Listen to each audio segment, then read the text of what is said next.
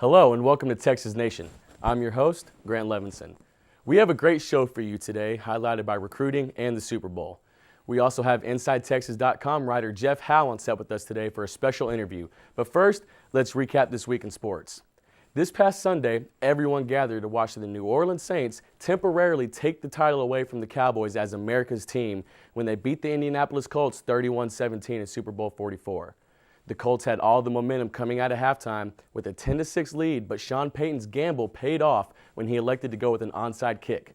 The Saints later took the lead and then sealed the deal when Tracy Porter intercepted Peyton Manning with just 3 minutes left in the game. Porter, the same guy who ended Brett Favre's season with the pick in the NFC Championship game, took the interception all the way back for a 74-yard touchdown. Drew Brees tied a Super Bowl record by completing 32 of 39 of his passes.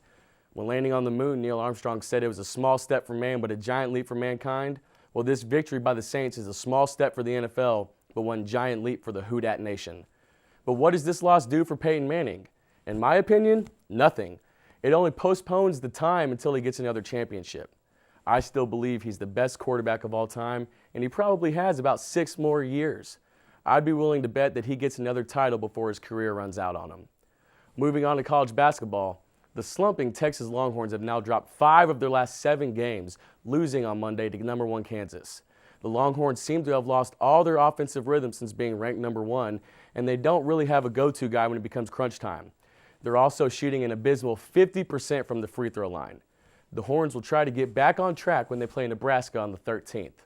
The number 24 Baylor Bears are looking to face the Missouri Tigers this weekend, while the Texas A&M Aggies will face Kansas in hopes of climbing back into the top 25.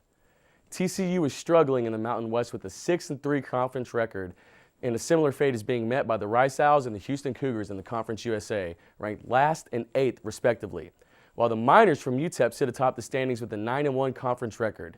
UTEP has somewhat struggled this season against ranked opponents, going 0-3 against top 25 teams, but they did notch a huge win over Oklahoma in December at a neutral site.